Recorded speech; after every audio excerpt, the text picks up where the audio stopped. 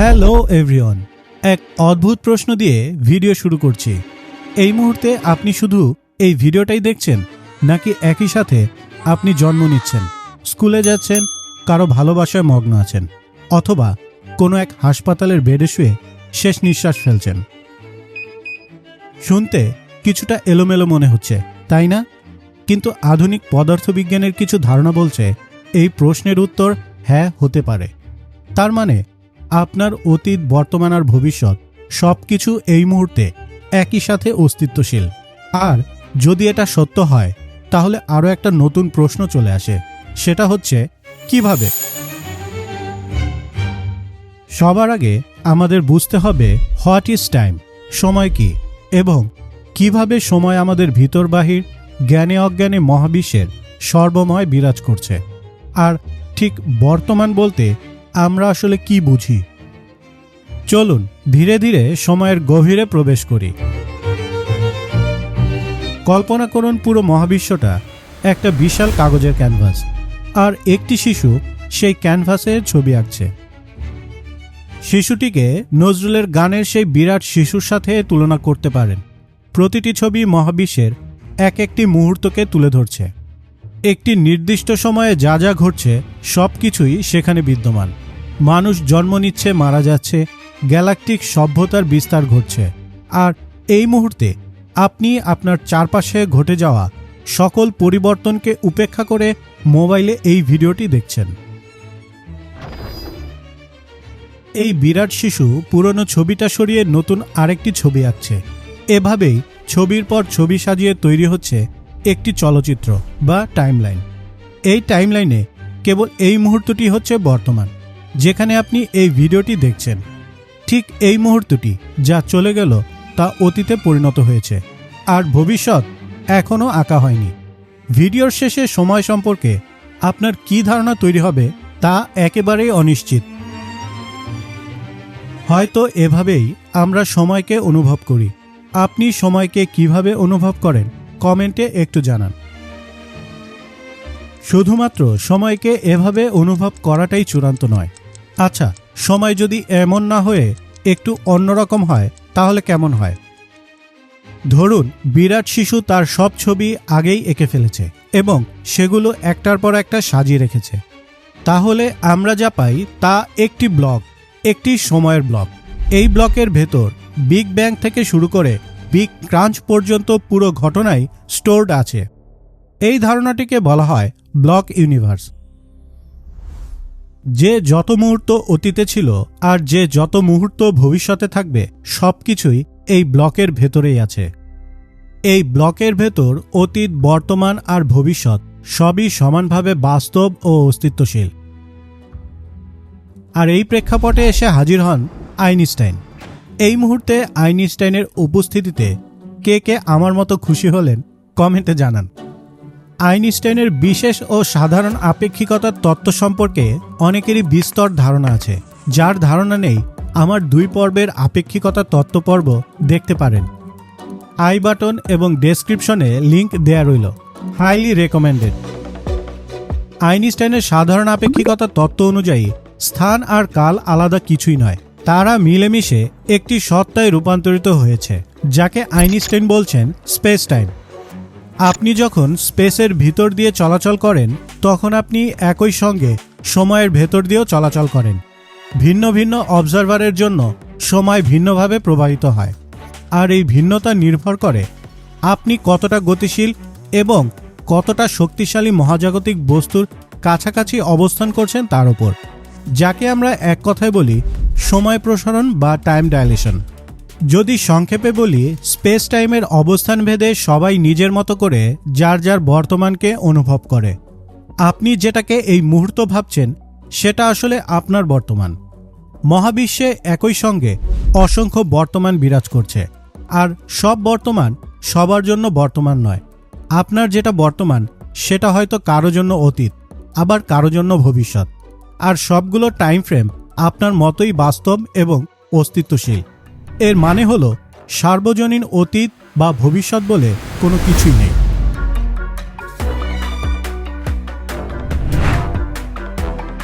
চলুন একটি উদাহরণের সাহায্যে বিষয়টি বোঝার চেষ্টা করি।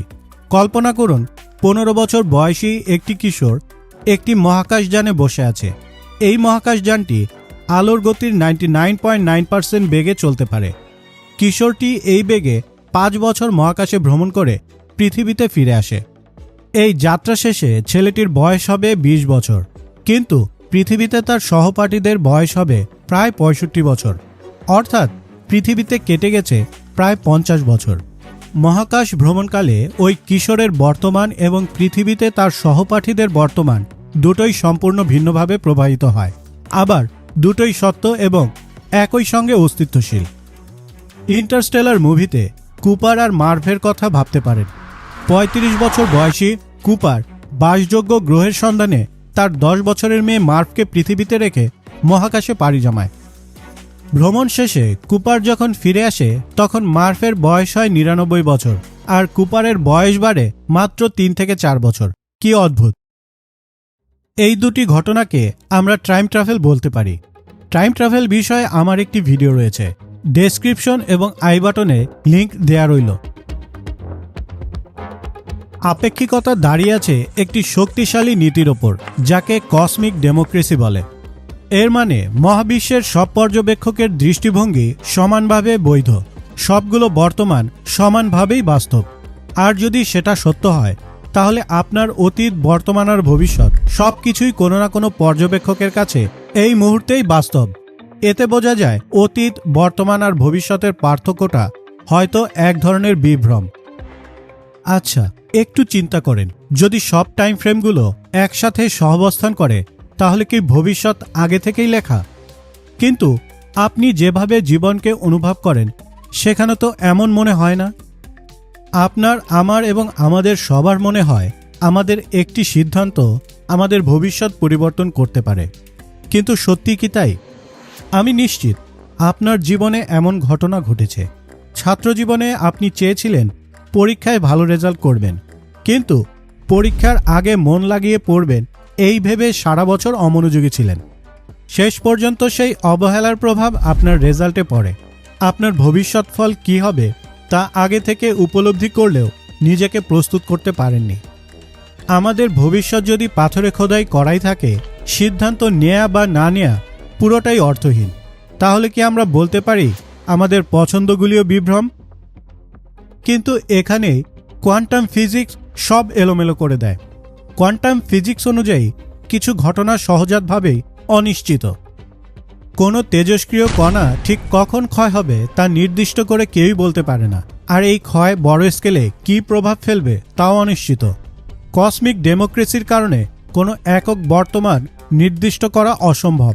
তাহলে এই বিশ্বমঞ্চে আমরা কোথায় দাঁড়িয়ে আছি? প্রত্যেকটি আলাদা সত্তার জন্য, যেমন আপনি একজন গতিশীল পর্যবেক্ষক, এমনকি একটি পরমাণুর অতীত, বর্তমান ও ভবিষ্যৎ স্পষ্টভাবে সংজ্ঞায়িত। আপনার মৃত্যু সবসময় আপনার জন্মের পর হবে, কখনো আগে নয় বা কখনো একসঙ্গে নয়। এই মুহূর্তে আপনি পরিষ্কারভাবে জন্ম আর মৃত্যুর মাঝামাঝি অবস্থানে আছেন। অন্তত আপনার জন্য বর্তমান একদম অর্থবহ। চলুন আবার ব্লক ইউনিভার্সে ফিরে যাই। হয়তো ব্লকটিতে ভবিষ্যৎ বলে কিছুই নেই, হয়তো আমরা একে ভুলভাবে কল্পনা করছি। হয়তো অতীত স্থির, বর্তমান একটি খুব পাতলা লেয়ার, আর ভবিষ্যৎ তৈরি হচ্ছে বর্তমানের ওপর দাঁড়িয়ে। তার মানে ব্লক ইউনিভার্সে সময় এগোয় আর ভবিষ্যৎ উন্মুক্ত থাকে। আমরা শুরু করেছিলাম সময়কে সিনেমার মতো কল্পনা করে, একটার পর একটা মুহূর্ত যেখানে কেবল বর্তমানটাই বাস্তব। তারপর দেখলাম আপেক্ষিকতার কারণে একাধিক বর্তমান, আর সবাই সমানভাবে বাস্তব এবং অস্তিত্বশীল। এখান থেকে এলো ব্লক ইউনিভার্সের ধারণা, যেখানে কিছুই ঘটে না আর স্বাধীন ইচ্ছাও প্রশ্নের মুখে পড়ে। শেষ পর্যন্ত এসে পৌঁছালাম গ্রোয়িং ব্লক ইউনিভার্সে, যেখানে সময় এগোয় আর ভবিষ্যৎ উন্মুক্ত থাকে। তাহলে কোনটা ঠিক, কোনটা বাস্তব, বর্তমান নাকি অতীত? ডাইনোসরেরা কি এই মুহূর্তে আপনার মতোই বাস্তব? মহাবিশ্বের অন্য প্রান্তের এলিয়েনরা যদি উচ্চ ক্ষমতা সম্পন্ন টেলিস্কোপ দিয়ে পৃথিবীর দিকে তাকিয়ে থাকে, তাহলে ডাইনোসরদের দেখতে পাবে। তাদের কাছে কি এটাই বর্তমান মনে হবে, নাকি ভবিষ্যতে আমাদের মতো প্রাণী পৃথিবী শাসন করবে সেটাও অনুমান করবে? সত্যি বলতে কেউ জানে না। আমরা সময়কে বোঝার কয়েকটি সম্ভাব্য উপায় ধারণা করলাম, কিন্তু এটাই শেষ কথা নয়। কেউ বলেন বর্তমান ধারণাটি কেবল আপনার আশেপাশেই অর্থবহ, পুরো মহাবিশ্বে নয়। কেউ বলেন সময় বলে কিছুই নেই, এটা মানব মনের তৈরি এক বিভ্রম। আবার কেউ বলেন সময় আছে ঠিকই, কিন্তু এটি মহাবিশ্বের মৌলিক বৈশিষ্ট্য নয়। সময় হয়তো আরও গভীর কোনো বাস্তবতা থেকে উদ্ভূত। সময় একটি বিমূর্ত ধারণা, ধরাছোঁয়ার বাইরে, সম্ভবত মানুষের সম্পূর্ণ বোঝার ক্ষমতারও বাইরে। আপনারও কি তাই মনে হয়? জানিয়ে দিন কমেন্টে।